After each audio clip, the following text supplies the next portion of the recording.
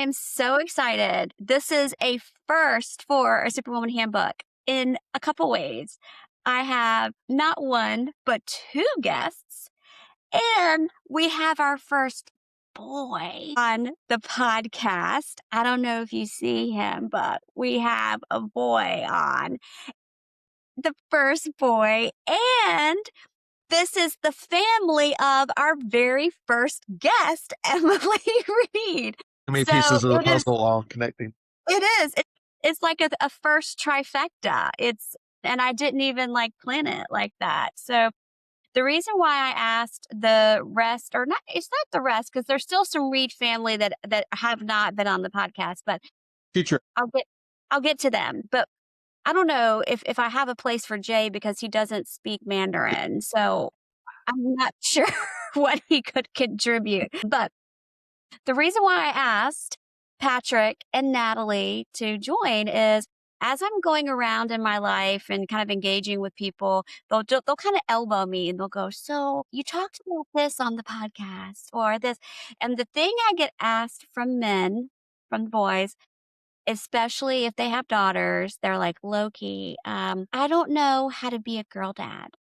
I don't know what I'm supposed to do. What am I supposed to teach my daughter?" And after having had the joy of watching Patrick and Natalie live and grow and develop in their relationship, I could not think of a more gorgeous example to have on the call. So, Natalie, from your perspective as a girl daughter with a girl dad, what do you look for? What do you love about your dad? I love that he has a good sense of humor, but he's also like, he knows when to be serious and when to have a sense of humor, which is always nice because it's nice to be able to be serious, and it's also nice to, within serious moments, have a breath of fresh air. And then I always look to him for lots of hugs, and just I always feel very comfortable around him, which is really nice. I feel like that's really important, is that level of comfort and just overall vulnerability, and what's the word? You feel safe. Yeah, familiarity and safety in that relationship.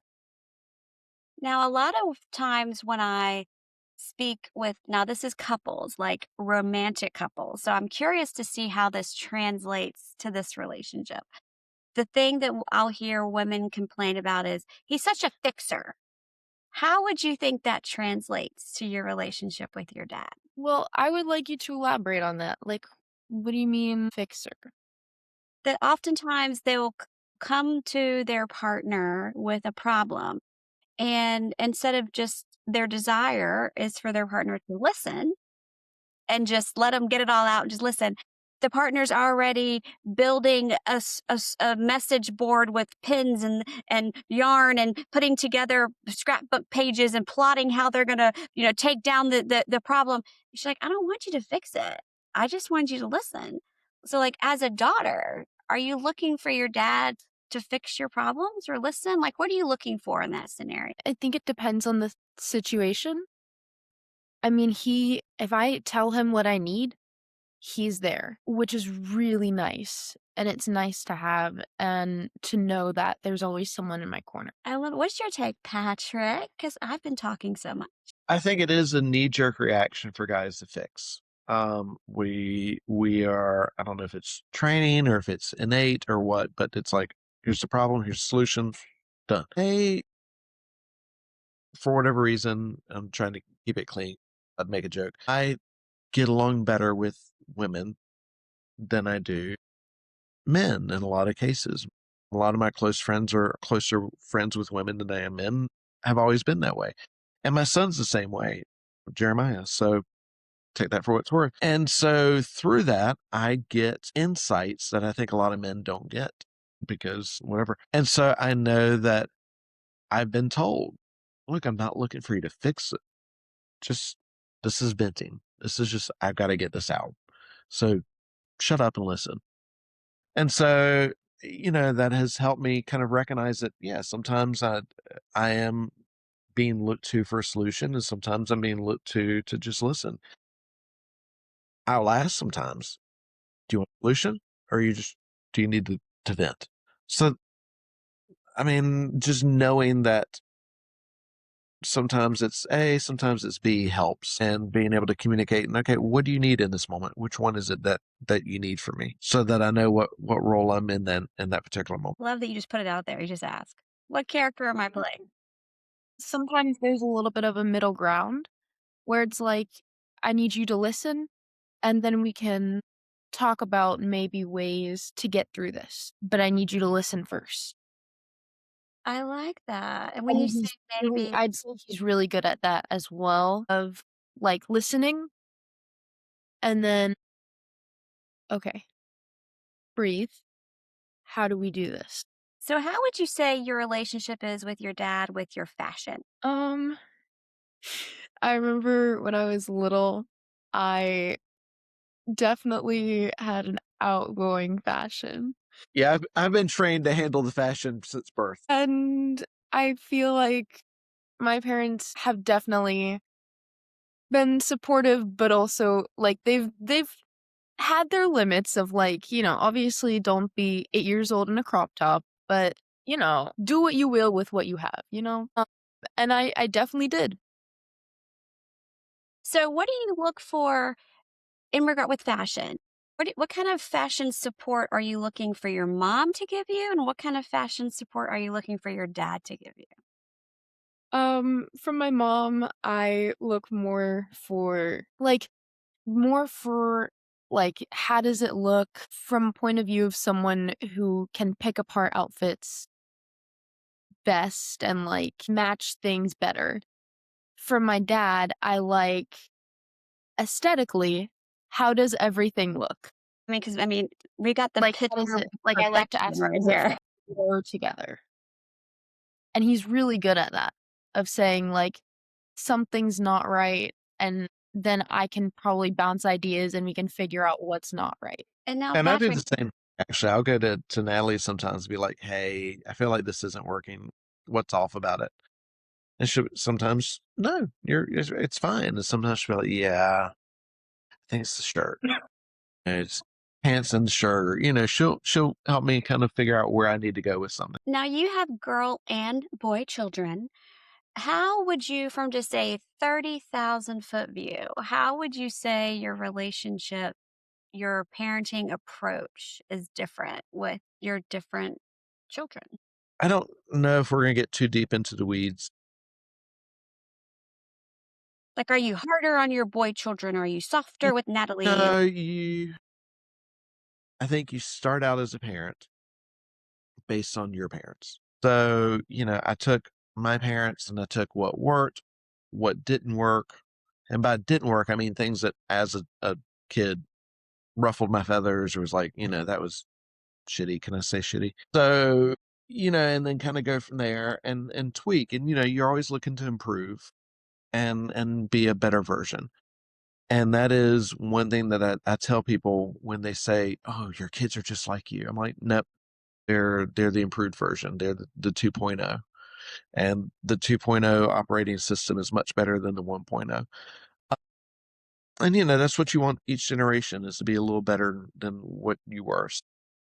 Jeremiah and Natalie both got a lot of handed down parenting in a way. Chow, our youngest, completely threw the rule book out. And I had to relearn how to parent with him because what worked for Jeremiah and Natalie did not work for him. And I had to meet him where he was. And I'm very stubborn and he's very stubborn. And there was a lot of headbutting before and Natalie plays a big part in that because she would talk to me and say, it became a term within the house of scary dad, where I would kind of lose my shit.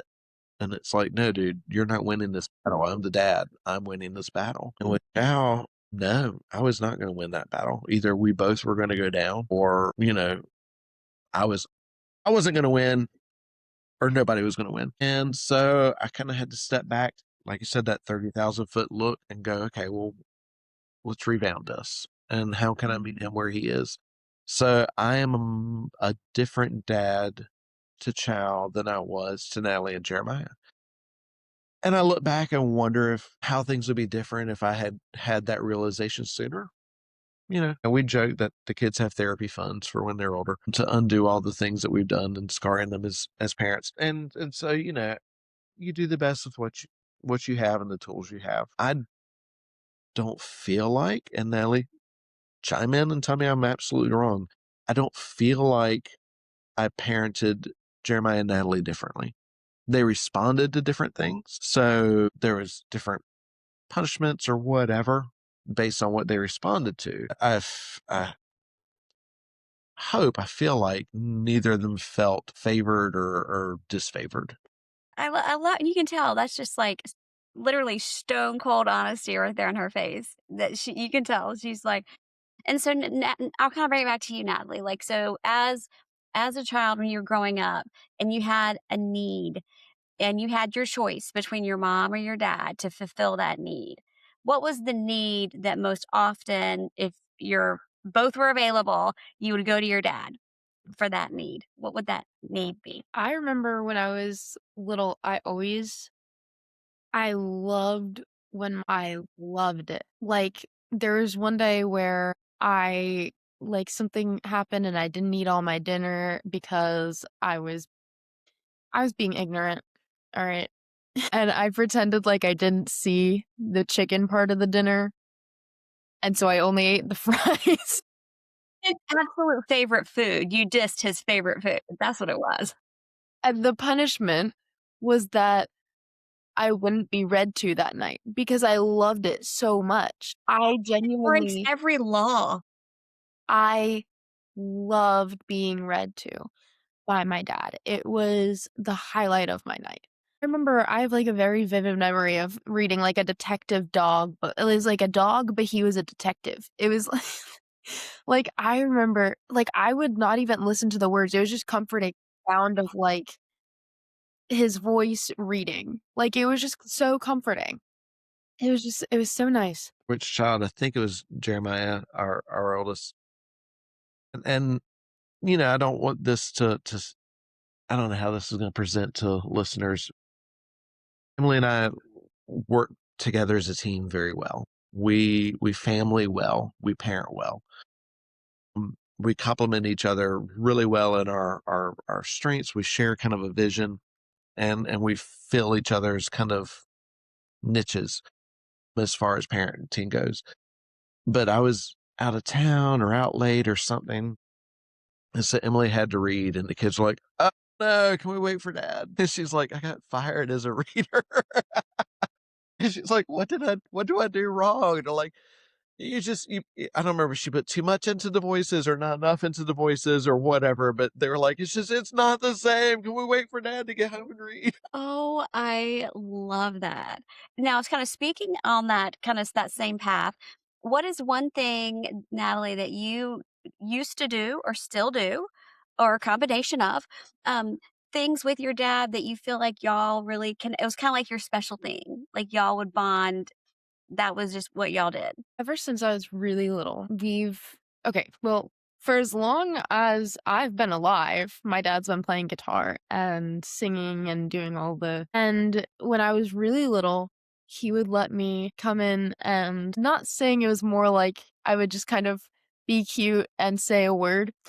In White Lightning, it was our favorite song, and it's still our favorite song. I as much as I Everybody love sings a singing song with about my father. moonshine with their toddler daughter, I was right? just gonna say, I'm sure that's a crowd hit. As much as I love singing with my father, because now that I'm older, we actually do, like, a lot of different songs, and I get to sing, like, a lot of different things, and he plays guitar, but my favorite thing is just he sings all of the verses, and then I jump in at "White Lightning." It's my favorite thing, because that's what I've been Like doing was since the I part. was probably 6 years old. I Like, love it. before I understood anything, I just White Lightning. It was so cute, and it was fun because I got to be up there on stage with my father while he played guitar, and I felt so cool, and it was so fun, and it was sort of thing. It was our thing. And as I've grown older, he's learned more songs that I like. And so I can sing more songs and he plays guitar and I sing and that's our thing. And it's great. I love it. I love and I love that how it just organically kind of happened. You just kind of built off each other's natural skills. And from that, kind of what is something that Patrick has done or said or combination of that has made you feel the best about yourself, that has lifted your self-esteem, that has made you feel figuratively and literally the most beautiful about yourself? Damn, Barbara Walters coming with a hard question. If it's anything specifically, I think it's just my whole life. I've more just been it's the little things of like been being told how, you know, how proud he is of me and cuz he tells me that a lot and how, I'm doing great, how, I'm really how that outfit looks good, how that makeup looks good because those little things matter. Those little things matter of just being the cheerleader.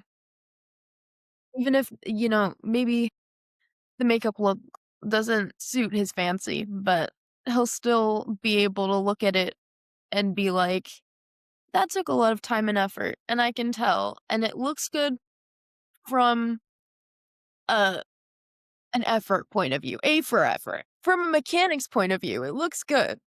Like, he'll find a way to put a positive spin and to make me feel like less like I am failing, which is always nice, especially when I feel down in the dumps. It's always nice to have someone cheering for you. I love that. And okay, so now I'll go to you, Patrick. So you had a boy before Natalie, and when you held her in your arms as a baby girl, what was your first thought about the challenge that you had, the journey you had ahead as a girl dad? I don't know. About to that day, I mean, I can't say that I held her in my arms like, oh my God, it's a girl. Sorry, Jeremiah, if you listen to this, but when we were pregnant the first time because, I was pregnant. Of course you were. I've seen you. Yeah. I think I said to Emily that I kind of hoped it was a girl because I relate with girls better. And I felt like I would be a more successful parent with a girl. Jeremiah he's a mini me 2.0. And so we have gotten along well and I managed that navigation. So when Natalie came along, I didn't really feel like, oh God, what do I do here? Because I've had friends that were female all my life, so I felt a little more prepared. I try to recognize stereotypes and things that other people do that maybe aren't us. I don't know. I don't want to seem like I'm criticizing anybody. It's very typical for boy children to be, oh, you're so smart. Oh, you're so good at this. Oh, you're so that. And girl children to be, oh, you're so pretty. Oh, your makeup's so nice. And that's, you said I could say it, so I'm going to say it again. That's bullshit. Because that's this weird gender conformity that is bullshit. So I always trying to make sure with Natalie, like she said, I'm so proud of you. You're so smart. You're very good at this. It wasn't just like, you're so cute. Because she's a beautiful girl. But there's so much more to her than that. And that shouldn't be her identity. I don't know. I guess that was, if anything, not when I first held her that first time, but just, my goal has been to, Jill, you and I know each other, and I don't think that's any secret that we've known each other a long time. And we have a band that we share in common. And there's a lyric that he sings about his daughter that if anybody builds a wall, break right through it. And I wanted to prepare Natalie to break through whatever wall somebody puts up, not just be like, I'm pretty. You're smart, you're fierce, you're strong. Be what you want to be. And anybody tells you differently, F them. If there's a dad listening and he's like, "Oh my gosh, I don't know what to do to be a girl dad," what would you say thank you? If you could just thank your dad for one thing, what would you say? Thank you, dad. Thank you for doing this for me. I wanna say everything, but that's so vague. Just there's so much. Okay, letting me grow and be myself while also, like, setting necessary limits, but not being so limiting that I felt like I was, like, choking or, like, felt like I was being so constrained that I couldn't do anything. Like, there was a lot of freedom, like you said, like, with fashion, for example. I would do my hair in, like, 5 pigtails, but it was appropriate. It wasn't, like, inappropriate, you know? So I was allowed to do it because I'm exploring, and it's fun. I liked it. It made me happy. And you know what? It made me happy, and I'm very thankful that I was allowed to explore those things. And I'm thankful for, being able to explore myself in not just fashion, but like in all the different sectors and is sectors the right word? I don't know. So Okay. aspects of your life, Yes. of your character development. It just like being able to explore myself and being able to learn and grow while also having someone there for me to be like, okay, maybe maybe tone it down a little bit, but you're doing good. And also I'm really thankful for the amount of music that I was exposed to and the different music that I was exposed to. I have such a wide music taste, and I'm really thankful for that. And I've a lot of people to thank, but mostly my dad, I'd say, because he really is very open to listening to new music, to introducing me to music, to going to concerts with me, to doing all of the things. And it's really nice to have someone to, you know, explore my interests with. Because I mean, and I obviously it's his interests too, but it's really nice just to have something to share in that sense. I love this. I can't thank both of you enough because I know it can be weird to go on a podcast. It can be weird to be on a podcast with your father and your daughter, and like and to be so vulnerable and so open and talk about just such intimate things, because your relationship with each other is a very personal, very intimate thing, and I know it's gonna be helpful. There's a lot of I get people, they whisper, they're like, "So, what am I supposed to do as a girl dad? Like, do I show her how to curl her hair? Like, do I show her how to paint her?" They always come at it from that perspective, and I'm like, "Nah, dog, it's bigger than that. Nah, like, that's not what you're here for," you know? And so then when I realized I had, like, a perfect example of people to talk about this. I really thank you all so much. There's this mindset that as a dad, it's your job to protect your daughter and to keep her safe from boys or the world or whatever it is. I've always felt like it's my job to teach her to protect herself. And I feel like if you come at it from a sense of, I have to raise a girl, then it's gonna be scary and it's gonna feel a lot more overwhelming than it needs to be. I think just come at it with a sense of you're raising a child. It's a child, it's not she's not just a girl. She's a child like any other. So she has the same needs, but there's a few differences, but overall, like dad said, like I was raised the same as my older sibling, you know? I love it. This has been thank y'all. Like, and it was so perfect. Since Emily was my first guest, y'all were my first doubler and my first boy, and it was perfect. So I thank you all so much.